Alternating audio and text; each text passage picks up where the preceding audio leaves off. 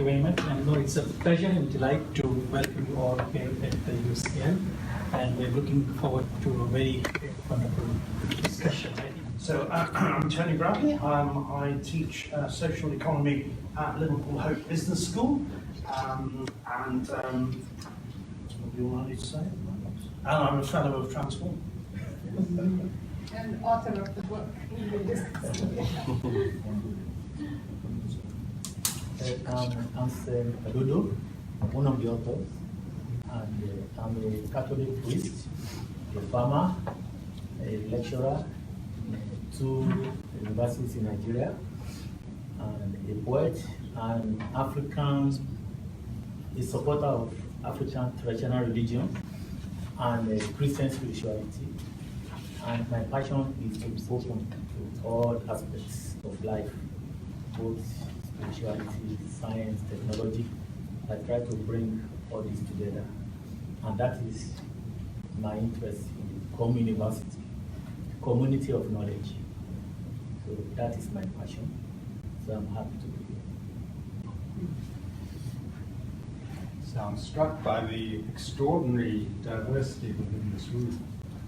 I'm kind of wondering to myself, what is it about the Communiversity that will bring together people from Islam, Sufism, finance, nature, health, education, and I think there must be something particularly in it. Incidentally, in my own tradition in Zimbabwe, I'm called Vazimu. Vazimu is a spirit medium. So that's why I don't talk about myself, because I see myself as a medium for those around this room. And I hope by the end of this session we'll have kind of cracked it. I mean, anyway, in many ways, Anselm, you embody it in the way that you introduced yourself. You have all these elements, but the catastrophe that we see unfolding in this country and the world is frankly because all of these elements just spin apart and destroy each other rather than coalesce, which is what we hear. Back to me again. Hi, thank you all. Anita Malik, I'm his student actually, and also part of the Transform community, now the managing director of Transform Communiversity Associates. So I've recently authored a book on integral finance, and I'm going to read something about integral for those of you who are not too familiar about the integral education and the philosophy. In any case, my colleagues are going to present, and you will see what it means. So my book is basically a bridge between spirituality from a Sufi perspective, if you know what Sufi means, the Islamic spiritual side. Rumi, everybody knows about Rumi maybe. So finance and spirituality, and how it is manifested in finance from a model that I have been working on since 3 years now. It's in Pakistan, and they give interest-free loans to micro entrepreneurs. And interest-free is basically, it's Qarde Hasan, it's called in Islamic terminology. It's a beautiful loan, or a benevolent loan, it's called. So it's not just charity, it's about give what you have in abundance, sharing your abundance with those who need it. So that's what my book is about. That's me. Excellent. Very good. Well, I think we should now move towards the book that we will be discussing. I had the opportunity to go through it, perhaps not in as much detail as I would have liked, but I found it extremely interesting. It brings together some very powerful ideas, opens many new vistas, and has superb intertextuality with other very important texts in this and many other areas.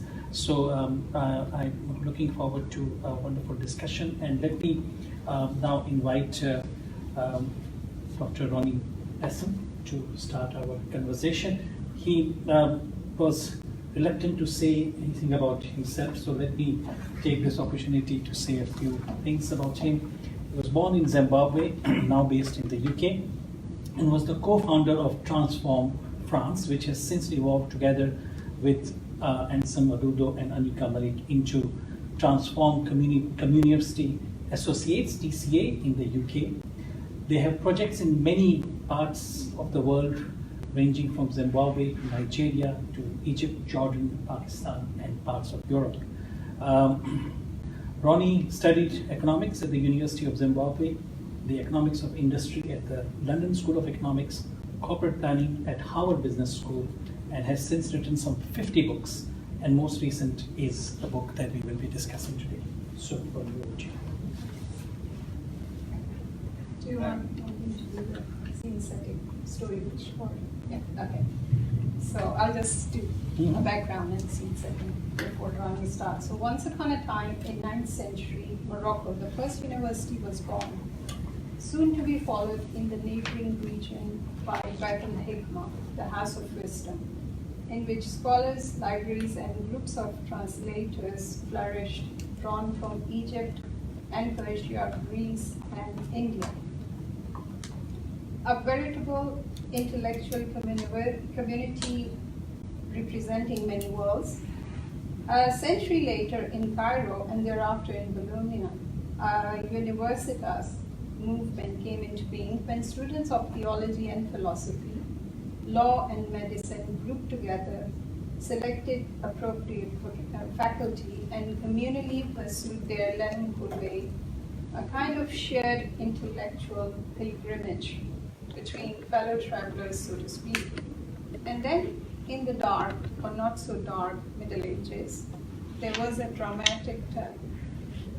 Over the course of 9 or so centuries, communities locally turned to religion and globally to the arts and the sciences.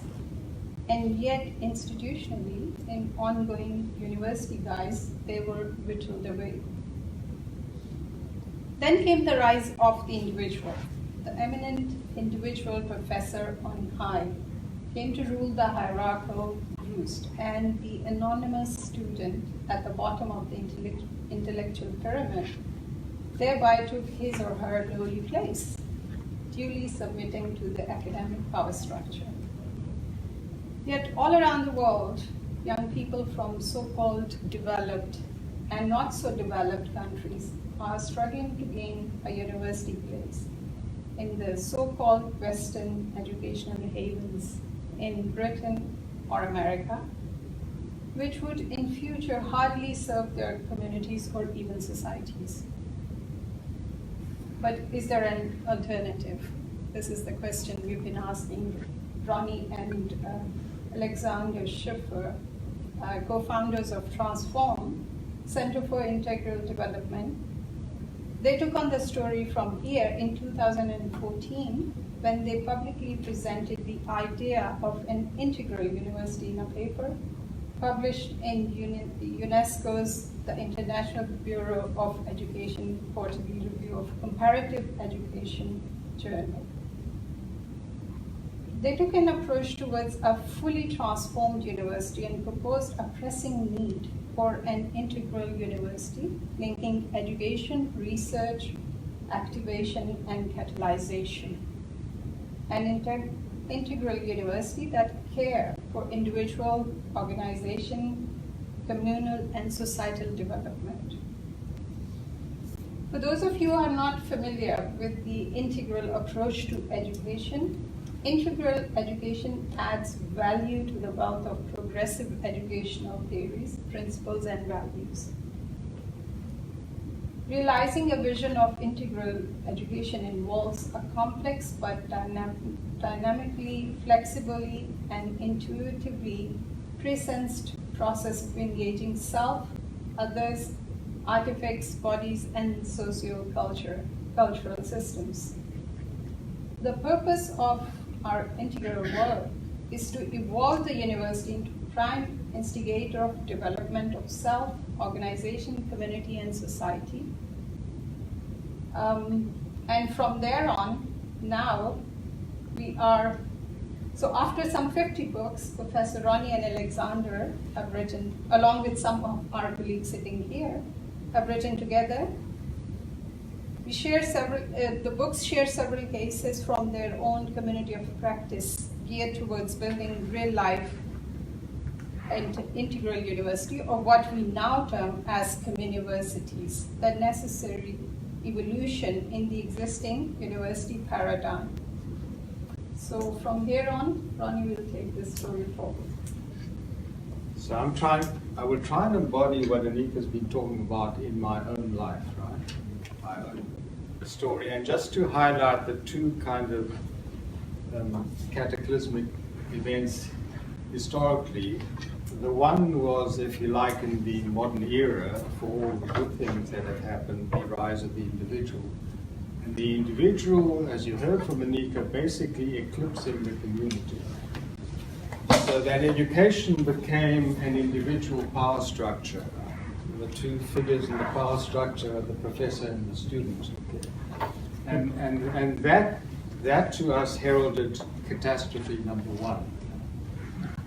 Catastrophe number two was, if you like, the birth of the modern university, riding on the back of that story.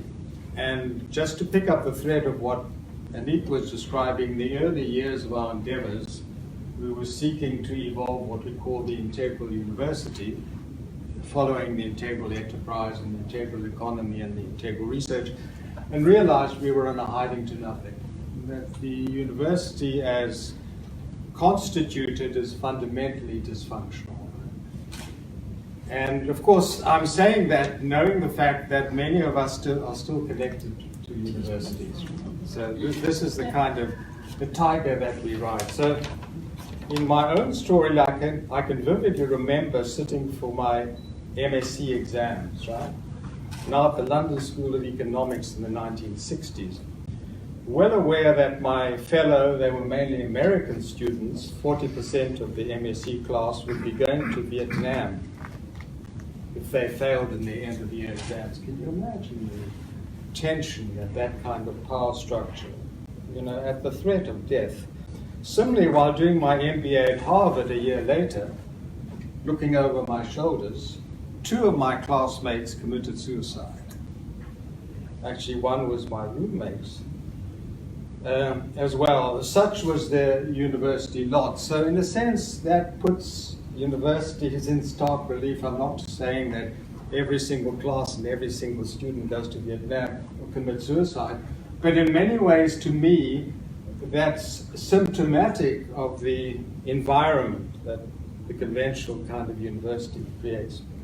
So around the world then, of course, moving from Harvard and London School of Economics, which everybody aspires to go to, God forbid, then I was there too. Young people were struggling to gain a university place in those Western so-called havens, like in Pakistan, in Britain or America. Indeed, my first degree at the University of Rhodesia in Iceland was duly accredited by the London University, no less. What else could it be? As a mark of prestige and catch up, right? Catch up. We had to catch up because we were ignoramuses. We were underdeveloped. We were black. We were the colonized. Further to such, in the 3 years I spent there, in what was then Rhodesia, undertaking my undergraduate degree in economics, because my parents persuaded me to study economics, I wanted to study psychology, but my father was a businessman, so his son had to study economics. We spent 10 minutes in the classroom in Africa. This was in Africa, in Zimbabwe, but we were only there for 10 minutes, because the rest of the time we were up there in Britain and America, because that's what counted in the world. We were nothing, right? We did not exist. We only existed for 10 minutes out of 3 years. So I went to the whiter than white School of Economics, Harvard Business School, and then I was asked to run the family clothing business where thousands of employees working there all came from black Africa. But I had a white skin, I'd been to Harvard, I knew everything, they knew nothing. You know the story. That's my university education. No wonder the only way I could retain my sanity was to turn the business that I inherited from my father now in South Africa into a socio-economic laboratory of sorts, whereby we attempted to transform the business, this was in apartheid South Africa, into a multiracial, multicultural cooperative. And I was 26 years old. So I was in a hiding to nothing, bound to fail. So no wonder I failed Harvard and London School of Economics notwithstanding. Where I did succeed, though, a year later, was in setting up a mini research academy, whereby, having migrated from the family business to the corporate world of pharmaceuticals, I assembled together, while making my first ill-fated attempt to set up a cooperative, a PhD research group. We were researching the effect of anxiety on management style. So you can see, in a sense, all these formative elements emerging in those early days. It was then that I came to realize that making profits, whether in the clothing or the pharmaceutical business, was not my reason for being, right? My pilgrimage, so to speak, Tony, was of another kind, right? Which I might have ambitiously likened to prophecy rather than profitability, right? The prophecy, a grand word, was that the crisis of the university, reflecting my own experiences hitherto, was in a sense prophesied to be overcome. I then, just skipping, made my way back to the UK from Africa, discovered Reg Revens, the great Reverend Reg Revens, discovered action learning. It was Reg Revens who said, "You learn more from your comrades in adversity than you learn from teachers on high," right? This lives on in my memory and in a sense has formed my impression. That's why we're sitting around here in a circle. If I kind of leap ahead from there, I came across the one and only Jiro Nanako, who wrote the famous book on the knowledge creating company, whereby what dawned upon me, because I've spent 3 years researching with him into Europeanness and innovation, and was confounded by the fact that the only two people, in a sense, who wanted to rediscover Europe, reinvent Europe, was a Japanese and an African, right? The Europeans were still stuck in the mold, and it needed those outsiders. And now Jiro Nanako, who's a genius, came up with this notion of a knowledge-creating company, whereby knowledge is created by communities who, in a sense, imagine the future and then co-create the future. And I said to myself, why is this happening in companies and not happening in universities? So in a sense, that took me on the next step of my journey to say that to rediscover the university, we had to rediscover the company. To rediscover the company, we had to rediscover the community. To rediscover the community, we need to rediscover ourselves, and we can only do that in communion with Islam and finance and herbal medicine and everybody sitting here in this room.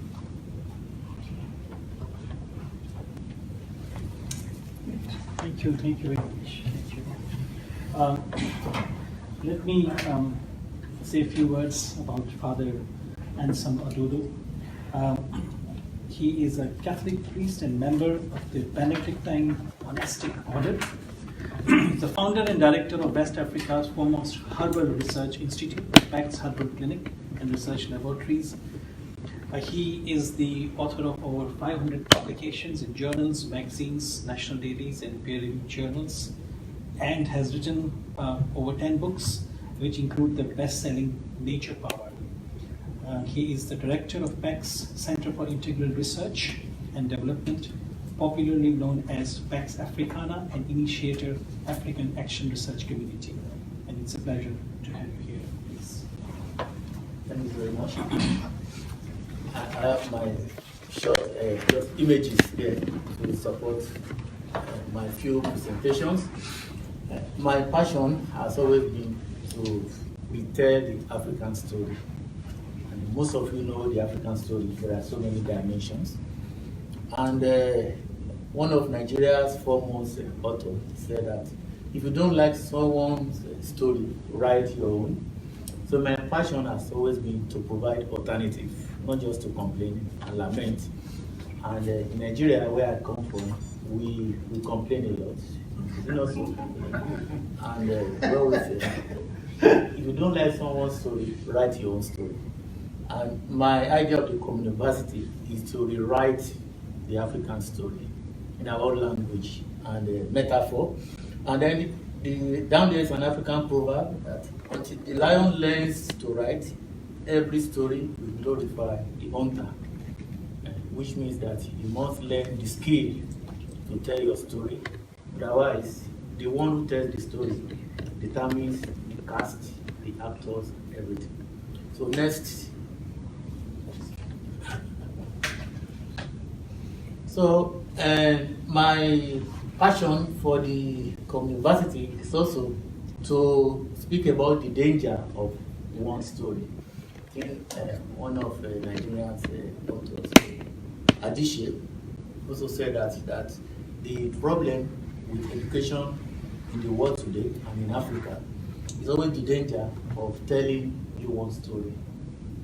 It's always a problem. You just focus on only one side of the story, and it's a big danger more than ever before in the world of today of always telling only one side of the story. And just an example, I've been working with alternative herbal medicine for years, and people study about herbal medicine. But in Europe also, they also practice herbal medicine. Now, when we speak about herbal alternative medicine in Europe, this is the image that is given to us in Africa. Very clean, neat, can see how everything is so hygienic and very clean there. But when we study our own traditional medicine, Aneka nest. Yes. Now, this is the image that I'm covering is you always live given as to well. us. You can see very scary. And so we learned about our own traditional medicine with this image of a furious old man ready to kill. But that is presenting just one side of the story. And we need to reverse this. Next. And this is an ancient African man. And when we study history, this is the only image that we're given of the ancient Africans. You can see that old man there. But then there are other, this is also an African emperor, very rich. But we were not told about this for a long time. So the only impression we had was the old African. Yes, next. And this is also an African king, prosperous, but we were not told about this. Next. So we need to go back to the learning community to rediscover knowledge that grows from the community that is transported into the university. At the moment, we import knowledge from outside Africa. Then we go to universities, we learn methodologies, techniques that we don't really understand, but we memorize them anyway in order to pass exams. But the old men and women in the village, they are looked down upon. So the question is, how do we key into the local community, whereby the knowledge that grows in the community can also be transferred into the university system? That is the idea of the Communiversity. How do we make education more integral to embrace the different aspects of life? So it's in that vein that we, in Nigeria, we introduced what we call transformation studies to one of Nigeria's university of Ibadan, the oldest, the first and the oldest university in Nigeria, and it's called Transformation Studies in Africa. It is new, it has never been introduced before, and now we have masters and PhD students who study African politics, economics, and all aspects of Africa, but with African eyes. And this is very, very important. And for me, my work with Ronnie and my colleagues is always coming from that angle. We need to research Africa and the world with African eyes. So this is the model we are working on, that we need to go to all the dimensions of human existence, the local community. Then we need to link up with our inner core, what we call the spirit, and then the university, of course, we also need to learn, and then the laboratory, economics is very important. That's simply the fact that we need to go around the circle. And that is simply what we have tried to do in the book. Yes, the idea of the Communiversity, that we need to go around the 4 dimensions and keep going, never to get stuck. Because in the world today, we seem to have gotten ourselves stuck in one place. But we need to keep moving so that we can discover ourselves. So, thank you. Thank you very much. Thank you. We move to our last but by no means least speaker, Reverend Ronnie Bradley. He is a lecturer in social economy and innovation in Liverpool Hope University Business School. He has a very varied career, from an academic to TV producer, director, social entrepreneur, and of course a priest in the Church of England, as well as screenwriter and musical theatre producer. He's the author of 9 books, and one of them is the one that we are discussing today. He is the chair of Vegan Arts, Culture and Heritage Trust, the North of England's fastest growing arts centre. He is co-lead of Communiversity Liverpool and is looking to establish universities across the north of England. And it is a privilege to have you here. Thank you so much for your welcome. Yeah, good to see you.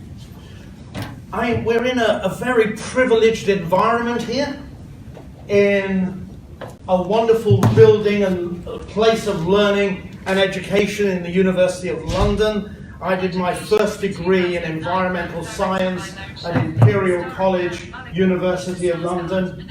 And we are absolutely sitting here not able to recognize the catastrophe that we are in. I teach in a Mode 1 university.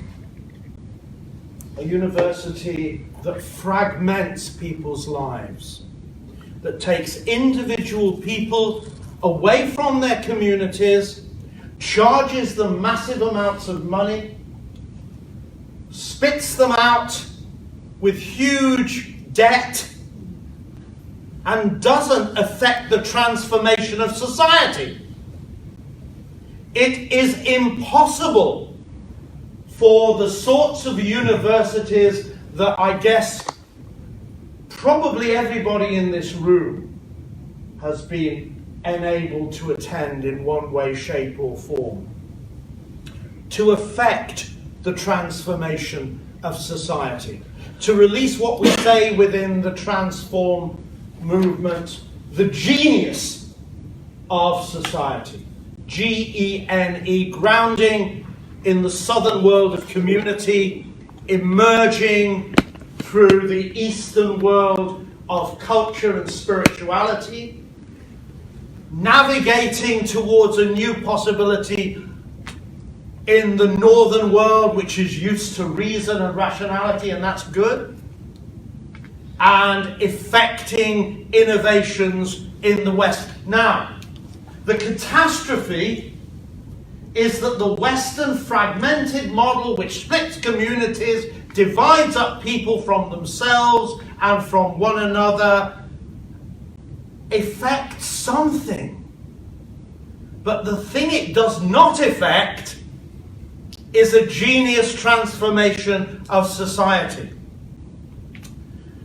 My colleagues from Africa have spoken about something of the catastrophes that they face.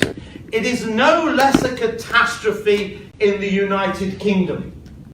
It just has a different form.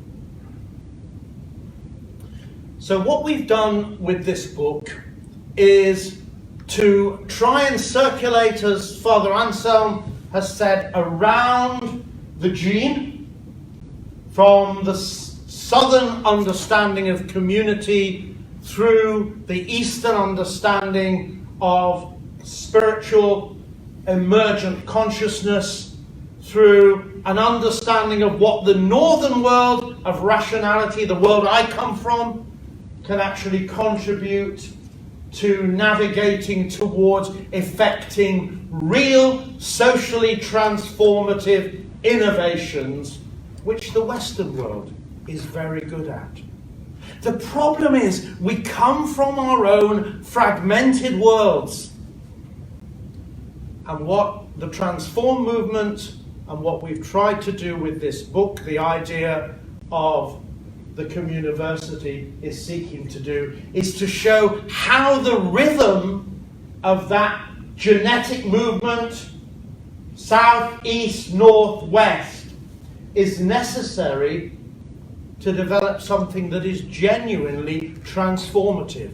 But the contemporary Mode 1, Western model, northern rational form of university cannot do that. And so in our different places, we have been experimenting. And Father Anselm wonderfully experimenting through his herbal medicine originally and his nature power, but developed in all sorts of ways with his communities, with Professor Ronnie leading movements right across the world in different places, with Inika and Dr. Sakib through the brilliant Akawad model of microfinance in Pakistan. In a small way, what we're doing through the arts emergent community in the Northwest is seeking to see if it's possible in some way, shape or form to transform our societies by bringing people from their communities together to release their values and their spirituality and their emergent consciousness. To work together on finding a way of using the reason that is within them, not necessarily just the reason that they've been told to imbibe from their textbooks, to navigate to transformations which make a difference. Now, where I'm working, in Wigan, in the northwest of England, some of you will know about Wigan. There was a famous book written by a chap called Eric Blair, otherwise known The Road to Wigan Pier. And Wigan, during the Great Depression of the 1930s, was a community that was spat out.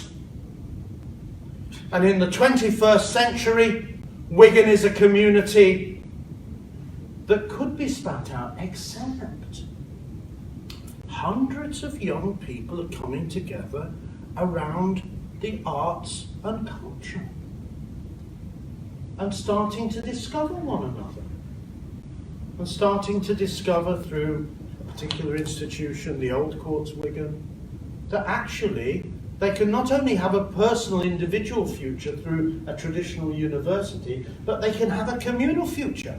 They can transform Wigan, this small town in northwest England. And in our different places, in our different ways, we are seeing the transformation of communities through what we call the Communiversity. Great. Thank you very much. Thank you. I think we should start by giving a round of applause to our